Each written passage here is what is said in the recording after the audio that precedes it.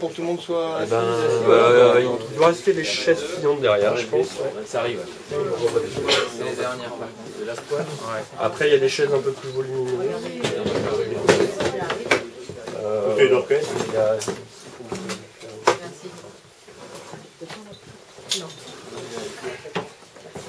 Donc bonsoir et bienvenue. Je suis Fred Alpi, ça vous avez peut-être compris déjà. Merci déjà de m'inviter ici. Hein. C'est gentil. J'ai fait une date à Lorient, une date à Auray. Ça m'a permis de retrouver la Bretagne où j'étais pas venu depuis quelques années. Et donc voilà, donc il y a au début des années 90, je suis revenu en France. J'avais habité quelques années à l'étranger, à Bruxelles, à Berlin. Et je suis venu habiter à Paris, où j'avais jamais habité avant. Moi, je suis, ça saute pas aux yeux, mais je suis suédois. Et ma mère est suédoise, je suis né en Suède. Mais mon père est français, d'Amiens, et j'ai grandi à Amiens, joli port de pêche du nord de la France. Et je n'avais jamais habité Paris. Je détestais Paris d'ailleurs. Et je suis arrivé donc après ces années à l'étranger. Et donc j'ai découvert Paris, d'une part. Je me suis mis à aimer Paris, grâce au métro notamment. Et je me suis mis à... Et j'ai redécouvert la France que j'avais quittée au milieu des années 80, assez fâché par ce qui s'est passé à l'époque, qui commençait, et que certains d'entre vous ici ont connu, c'est-à-dire ces merveilleuses années où la social-démocratie triomphante avait comme héros Bernard Tapie.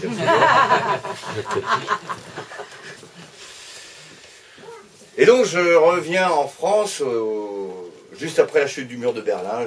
J'étais parti de Berlin juste avant, voilà, comme ça. Et donc je retrouve une France qui avait déjà pas mal changé et qui était en phase de transformation. Les 5 années que j'allais passer à chanter dans le métro, à ma grande surprise, hein, ça n'était pas du tout prévu au départ. J'étais allé dans le métro pour me faire la voix, pour essayer, puis pour apprendre à chanter, puis, parce que ça m'impressionnait, moi, toutes ces musiciennes et ces musiciens dans le métro. Je me dis qu'il fallait vraiment du courage pour faire ça, et puis c'était, je me dis, bon, moi je suis musicien depuis, déjà c'est une quinzaine, ouais, entre 10 et 15 ans à l'époque déjà, et je me dis, ouais, si on me demande juste faire une chanson avec une guitare, tu sais pas le faire. Bon, j'étais bassiste, mais ouais, ça serait bien d'apprendre un petit peu, puis après de les jouer devant les gens, tout ça. Donc le métro, c'était un truc à faire, quoi. Et à ma grande surprise, au bout de quelques semaines, j'arrivais à vivre de ça. Ça tombait bien, j'étais au chômage, j'avais quitté un boulot que je n'aimais pas. Et donc j'ai passé 5 ans, je chantais dans le métro. 5 ans de bonheur, je veux dire. J'ai arrêté parce que faut pas trop de bonheur quand même. Mais parce qu'à un moment, voilà, il fallait justement pas que ça devienne justement un boulot, d'une part, puis je voulais bosser sur ma propre musique, mes propres chansons, ce que j'ai fait après. Mais la seule fois de ma vie où j'étais musicien professionnel, c'est dans le métro. Depuis, ce n'est qu'un gouffre sans fond, financier, mais un grand bonheur toujours. Sans cesse renouvelé d'ailleurs. Et donc voilà, à l'époque on me demandait de raconter des fois, oui, c'est quoi, qu'est-ce qui se passe dans le métro, c'est comment de chanter en métro, donc j'arrivais à sortir 2-3 anecdotes, j'en raconte un certain nombre dans le livre, mais j'arrivais pas à raconter ce que j'avais appris dans le métro, puisque j'avais compris de la société française, la vision du monde, mes choix de vie, etc. Et donc j'ai eu envie d'écrire un livre pour raconter ça. Et là je me propose de vous en lire quelques extraits, et d'intercaler ça avec des chansons que je chantais à l'époque dans le métro, qui étaient des grands classiques de la chanson française. Je prenais pas trop de risques, c'était assez consensuel, mais c'était bien parce que ça m'a mis en contact avec plein de gens très différents. Et puis j'ai les dernières, enfin, il y a 2-3 ans, là, une fois que la première version du manuscrit était terminée, je me suis dit, tiens, ce serait bien d'écrire quelques chansons à moi autour de ce que j'ai vécu dans le métro, pour dire d'autres choses ou les dire différemment de ce que j'écris dans le livre. Et donc il y aura aussi quelques chansons à moi. Et vous reconnaîtrez sans doute celles qui sont pas de moi et celles qui sont de moi.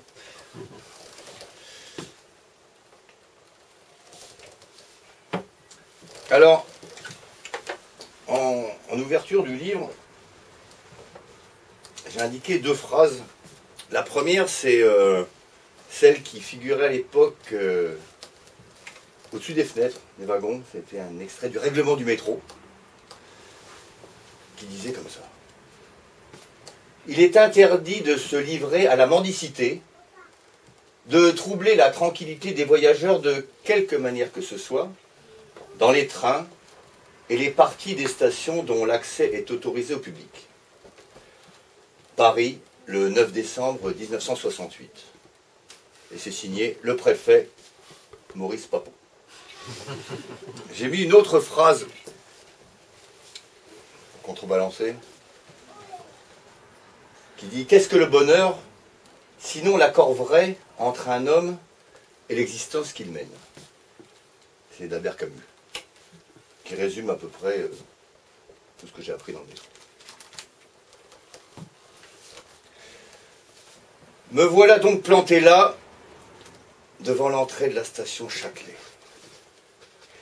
Je me sens très con, dans la rue, la guitare autour du cou. C'est ma première, celle que j'ai eue pour Noël, quand j'avais 12 ans. Celle avec laquelle tout a commencé. Une guitare classique, fabriquée en Allemagne de l'Est, avec un manche aussi large et anguleux qu'une poutre, et des cordes en nylon. Une vraie guitare de débutant. Et là, je me sens débutant comme jamais. Ça fait pourtant plus de 15 ans que je fais des concerts. Et parfois devant des centaines de personnes. Mais c'est tellement plus simple d'arriver sur une scène, petite ou grande, avec ses potes, et de jouer, même approximativement. Bon, je viens du punk rock. Hein. Pour un public venu pour ça, là, personne ne m'attend. Personne. Et il y a de fortes chances pour que j'emmerde les voyageurs parce que je vois bien leur réaction quand un chanteur vient faire la manche dans un wagon. Et je me demande ce que je fais là. Pourquoi est-ce que je me suis mis en tête de chanter dans le métro ?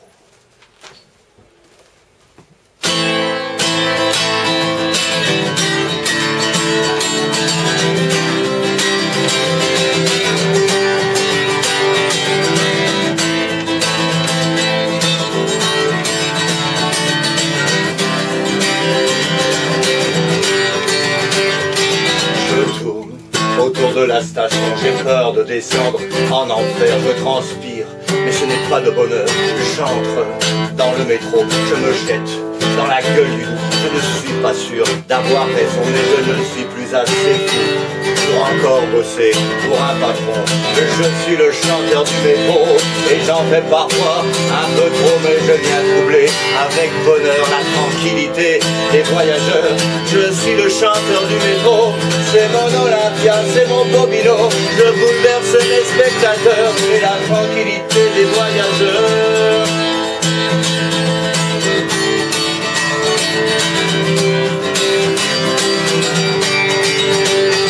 Bravo, une première chanson, Paris s'éveille dans le wagon. La ville et la banlieue se mêlent dans un tourbillon sublime et cruel. Quand je me demande qui je suis, je chante. Et la question s'enfuit, il n'y a pas que des visages tristes, il y a des sourires, il y a du soleil. Je suis le chanteur du métro et j'en fais parfois un peu trop, mais je viens troubler avec bonheur la tranquillité des voyageurs. Je suis le chanteur du métro, c'est mon Olympia, c'est mon Bobino. Je bouleverse les spectateurs et la tranquillité des voyageurs.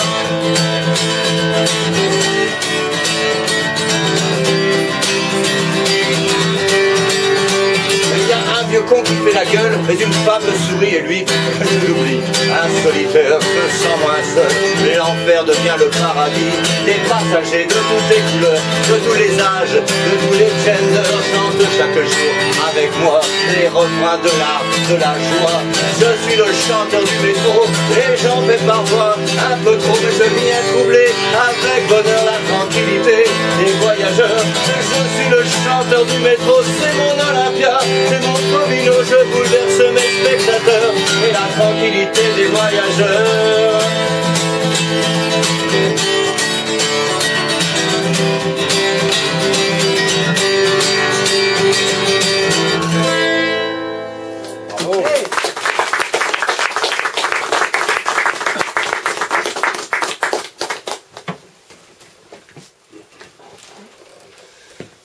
Je suis le dauphin de la place Dauphine et la place Blanche. Jusque-là, ça va. Mais j'ai l'impression d'avoir oublié tout le reste de la chanson. Ah merde, j'y vais ou j'y vais pas? Ça fait une demi-heure que je tourne autour des escaliers qui plongent dans la station du métro Châtelet. Février. Soleil sur Paris et une petite dizaine de degrés au-dessus de zéro.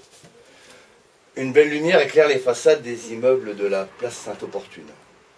Une lumière d'hiver, très blanche, très froide, mais j'ai chaud, très chaud. Respiration rapide, saccadée, anxieuse. Ma bouche desséchée semble incapable d'envoyer le moindre souffle vers mes poumons, oppressé par mon estomac en une inextricable torsade. Mes doigts sont paralysés, engourdis, incapables de sortir un son décent de la guitare que je serre fébrilement contre ma poitrine, de la même façon que si je voulais m'y accrocher. Mais je n'arrive pas à descendre dans le métro. L'impression de me jeter volontairement dans un précipice. En quelques jours, j'ai appris à jouer et chanter 2 titres de Jacques Dutronc, plutôt simples, mais je ne les maîtrise pas encore. Surtout le texte, dont je n'arrive plus à me souvenir. Alors j'ai le trac. Un trac pétrifiant, tel que je n'en ai jamais ressenti.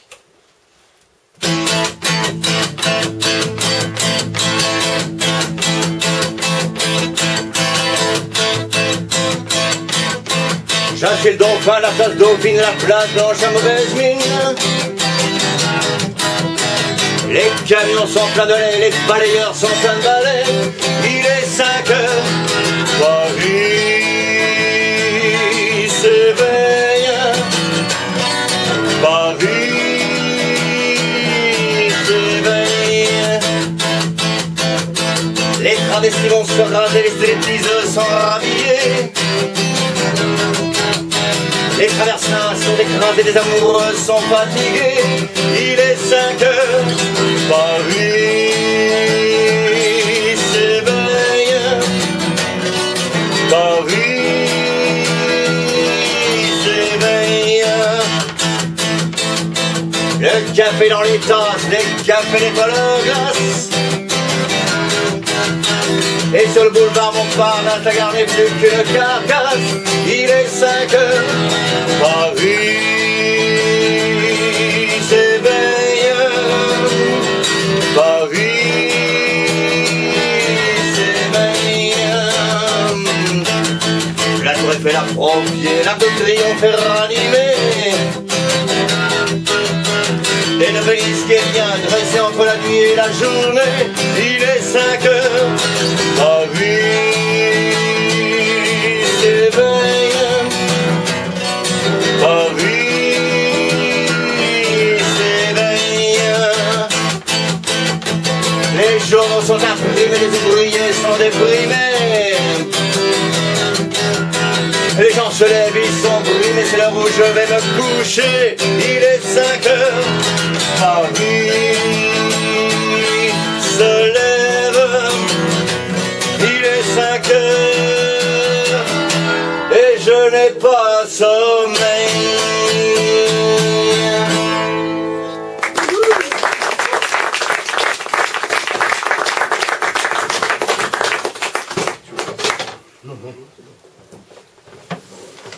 Alors, au début, dans le métro, j'ai eu la chance de tomber sur Roland, un flamand, qui jouait du flamenco, un musicien, une petite tête de lutin, etc., virtuose, qui m'a donné 2-3 tuyaux précieux.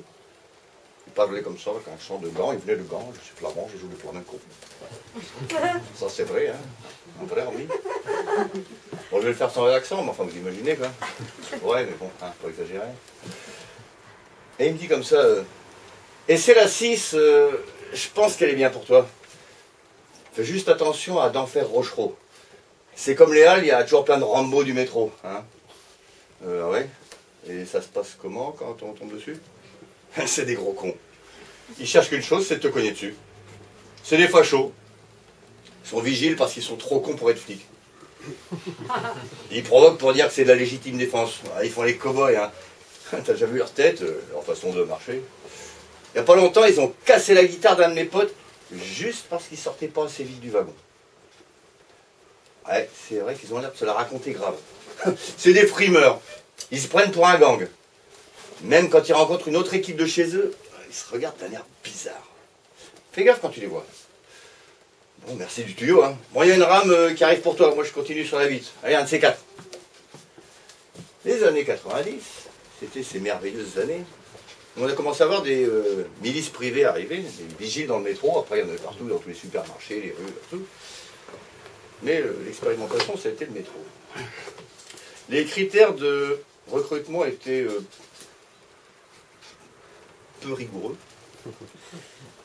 Ce qui fait qu'ils ont recruté des mecs, enfin, juste des voyous à qui on mettait un uniforme et puis la légitimité de faire à peu près tout ce qu'ils voulaient. Et il y a eu plein d'histoires sordides, etc. Ils ont même été obligés de changer le nom quelques années plus tard, tellement il y avait des histoires glauques, de violences gratuites, de deals de cam, etc., de raquettes. Je ne sais pas, c'est bien.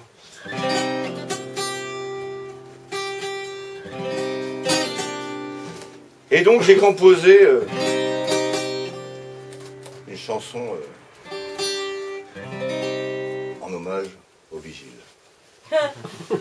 Qui s'appelle « Je suis pas un imbécile ».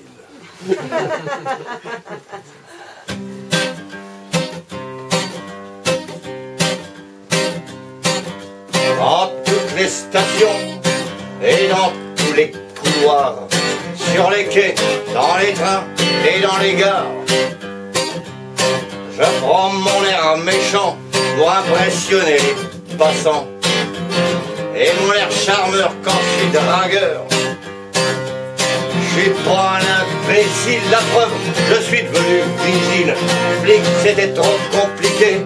Heureusement, il y a la RATP pour que les fragiles mâles alpha puissent aller jouer les gros bras en rêvant de marcher au pas de loi. Sur un mur, il y a écrit plutôt chômeur que contrôleur. C'est con, ils comprennent pas que c'est mon bonheur. Je tabasse des clandestins, des moins que rien, des clochards. Je suis le Rambo des couloirs. Je suis pas un imbécile, la preuve je suis devenu vigile. C'était trop compliqué. Heureusement il y a la RATP pour que les fragiles mal alpha puissent aller jouer les gros bras en rêvant de marcher au pas de loi. Je suis un homme, un vrai, quand je me regarde dans la glace. Jamais je me dis que ce que je fais, c'est dégueulasse. Je suis pote avec les flics, je suis pote avec les dealers. On se comprend bien entre hommes d'honneur. Je suis pas un imbécile, la preuve je suis devenu vigile.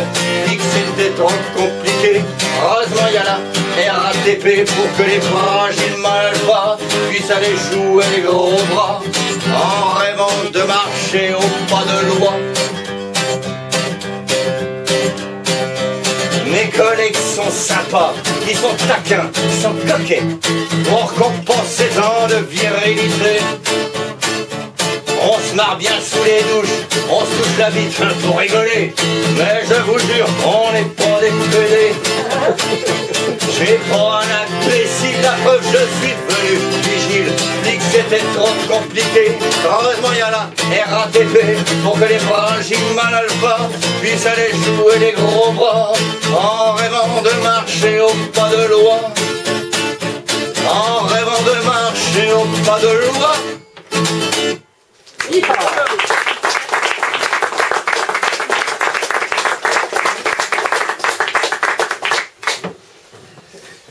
Alors, à l'époque, alors en écrivant le 50 métro, j'ai aussi remis le nez un petit peu dans les événements sociaux, politiques, historiques, culturels de l'époque pour essayer de rafraîchir un peu les idées. Puis il y avait des choses que j'avais vécues et il y a beaucoup de choses avec lesquelles on peut faire le parallèle avec l'époque actuelle, avec des choses qui étaient en germe et qui n'ont fait que s'aggraver depuis, puis des scènes comme celles que je vais vous décrire qui auraient vraiment pu se passer la semaine dernière pour les mêmes raisons. Depuis le mois d'octobre, les infirmières sont en grève pour protester contre leurs conditions de travail, la faiblesse de leur salaire et le manque d'effectifs.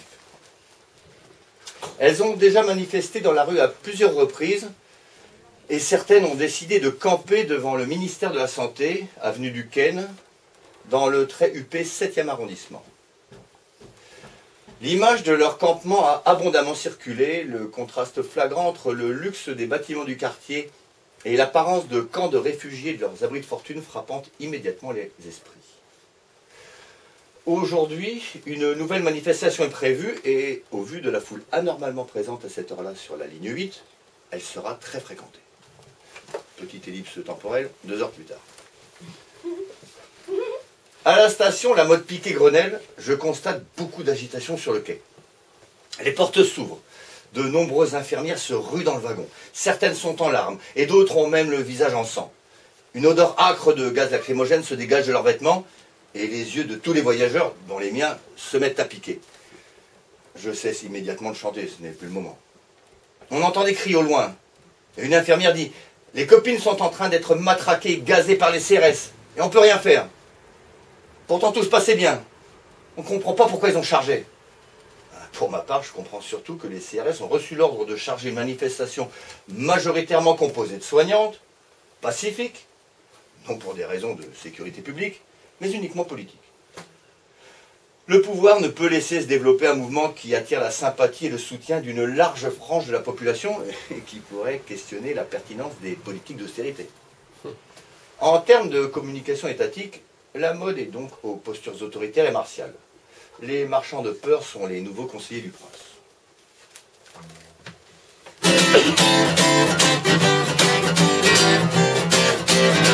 Un beau matin de juillet, le réveil a sonné dès le lever du soleil. Et j'ai dit à ma poupée, faut te secouer, c'est aujourd'hui qu'il passe. On arrive sur le boulevard sans retard pour voir défiler le roi de Zanzibar. Mais sur le champ, on est refoulé par les agents. Alors j'ai dit, on n'est pas là pour se faire engueuler, on est là pour voir le défilé. On n'est pas là pour se faire assommer, on est venu pour voir le défilé. Si tout le monde était resté chez soi, ça ferait du temps à la République. Laissez-nous donc qu'on le regarde. Sinon plus tard quand la reine reviendra, ma parole nous reviendra pas. Le jour de la fête à Julot, mon poteau, je l'ai invité dans un petit bistrot où l'on trouve un Beaujolais vrai de vrai, un hectare de première. On est sortis très à l'aise et voilà, j'ai eu l'idée de le ramener chez moi. Mais j'ai compris, devant le rouleau à pâtisserie. Alors j'ai dit, on n'est pas là pour se faire engueuler, on est là pour la fête à mon pote. On n'est pas là pour se faire assommer, on est venu faire une petite golotte. Si tout le monde restait toujours tout seul, ce serait d'une tristesse incroyable. Ouvre cette porte et sors des verres. Ne t'obstine pas au sens sale, le prochain coup, ma parole, je rentre plus du tout. Ma femme a cogné si fort cette fois-là qu'on a trépassé le soir même et voilà, on se retrouve au paradis vers minuit devant Monsieur Saint-Pierre. Il y avait quelques élus qui rentraient, mais sitôt que l'on s'approche du guichet, on les refoulait et Saint-Pierre se met à râler. Alors j'ai dit, on n'est pas là pour se faire engueuler, on est venu essayer l'auréole. On n'est pas là pour se faire assommer, on est mort, il est temps qu'on rigole. Si vous mettez les ivrognes à la porte, ils n'ont pas vous rester beaucoup de monde. Portez-vous bien, mais nous on se barre. Et puis on est descendu chez Satan, et en bas c'était épatant. Ce qui prouve qu'en protestant, quand il est encore temps, on peut finir par obtenir des ménagements.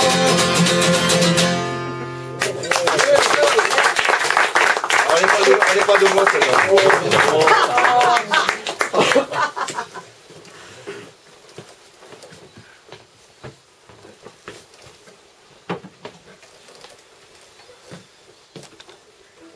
Non mais c'est pas grave, c'est pas grave, c'est pas grave, je vais en profiter pour rebondir là-dessus. Ouais, très bien.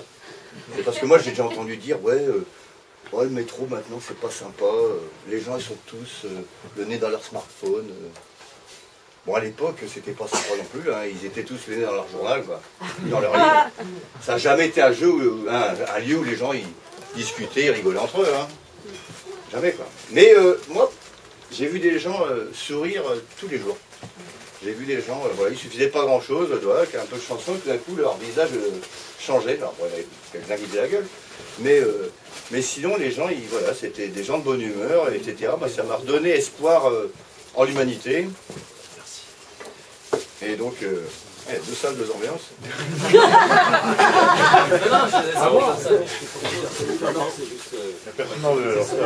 Si, moi je la prends. Merci. Et donc... T'en voulais pas? Non, non, non. Après, peut-être. Et donc voilà, et quand on chante, quand on est... j'étais debout, j'étais dans les wagons, hein. Moi j'ai jamais fait les couloirs, jamais voulu faire les couloirs, j'explique pourquoi dans 50 métros. On peut observer, on peut regarder les gens sans avoir l'air d'un psychopathe. Et donc on a... On va pas dire que j'ai fait de la sociologie pendant 5 ans, ça serait fortement exagéré. Mais c'est vrai que j'ai pu observer beaucoup de comportements et de plein d'attitudes, plein de choses, plein de situations. Et là, je vais en décrire une. Mon poste d'observation me permet de balayer en permanence le wagon du regard. Et je peux y remarquer des comportements auxquels je n'avais jamais prêté attention en tant que voyageur.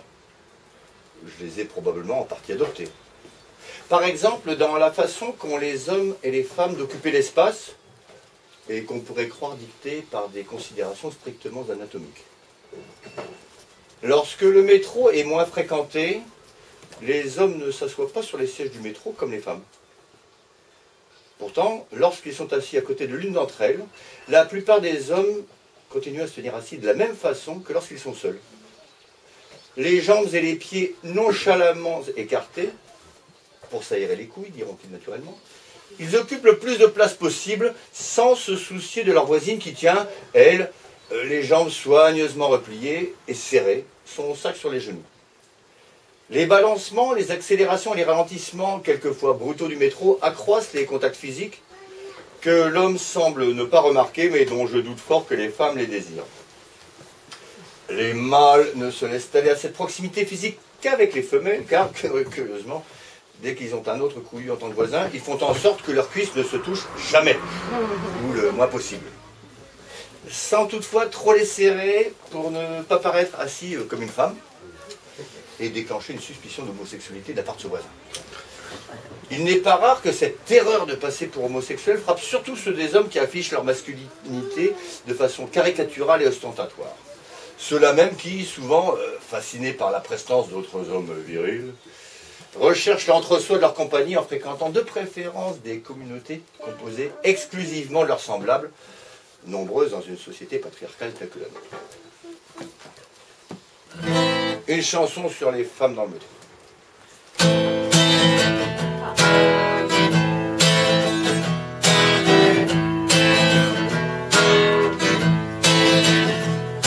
Les femmes, dans le métro, elles doivent courir plus vite entre le boulot et la maison, car 8 et 8 font vite ces 2 journées de travail continu. Elles se prennent des mains au cul, pas que des regards tendus, et se font engueuler si jamais elles font mine de protester. Elles courent le matin, elles courent l'après-midi, parce que les enfants doivent faire leurs devoirs, et leur mari devant la télé leur répète tous les soirs que le dîner est en retard. Les femmes dans le métro ont bien du courage, elles risquent de se faire emmerder à chaque voyage. Et elles se demandent souvent, en regagnant la surface, si vraiment tous les hommes sont dégueulasses.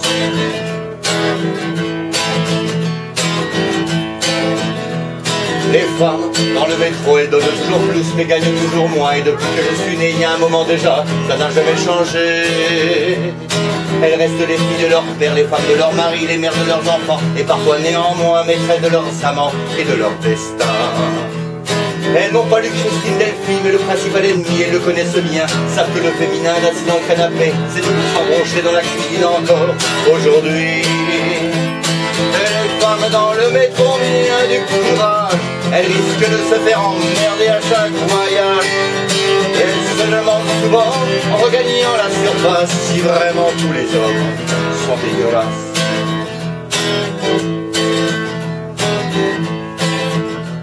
Les hommes, les jambes écartées, veulent aérer, protéger leurs couilles de cristal. On sait jamais, elles sont si fragiles qu'elles pourraient casser.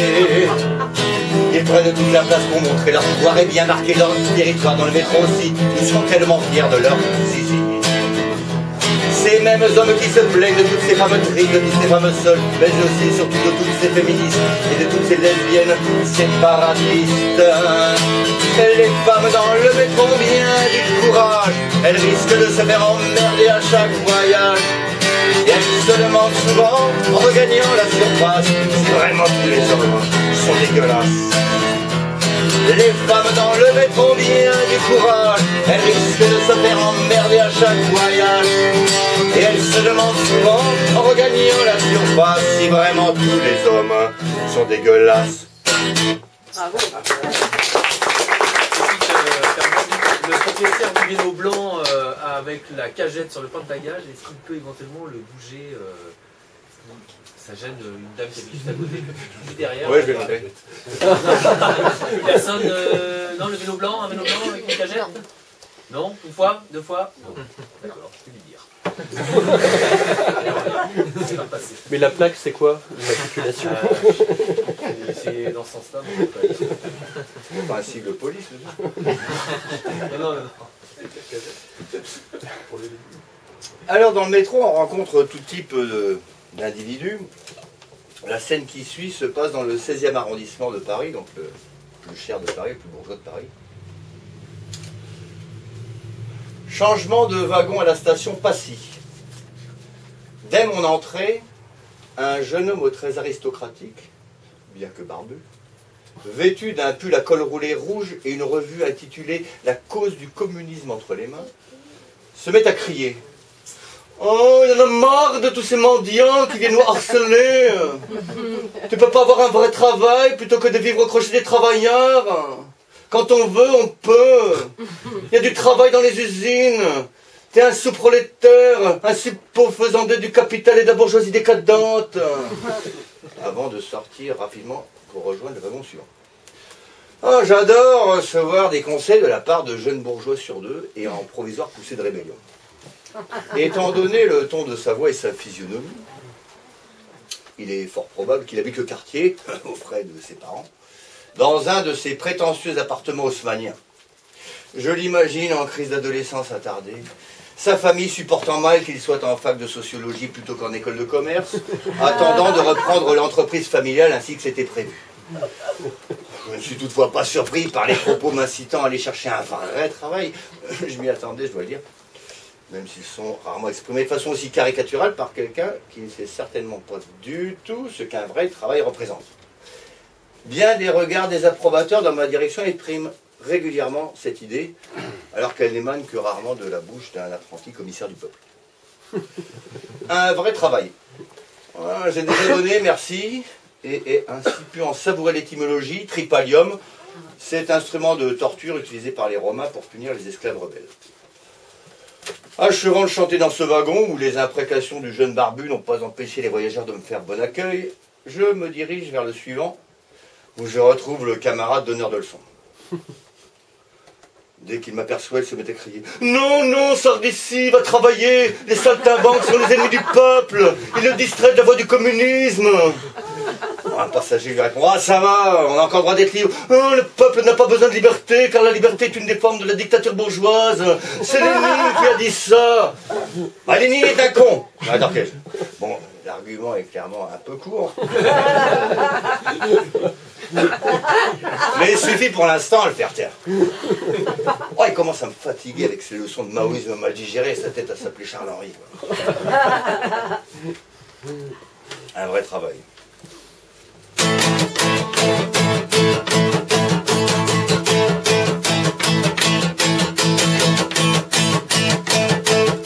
J'ai le poinçonneur des leaders, et le gars qu'on croise et qu'on ne regarde pas. Y a pas de soleil sous la terre, drôle de croisière, pour que l'on mélange dans ma veste les extraits du Rilandis. Et dans ce bouquin y a écrit que des gaz à coups douce à Miami. Pendant ce temps que je fais le soir au fond de la cave, pareil qu'il n'y a pas de métier, moi je fais des trous dans les billets. Je fais des trous, des petits trous, des petits trous, des petits trous, des petits trous, tous des petits trous, des trous de seconde.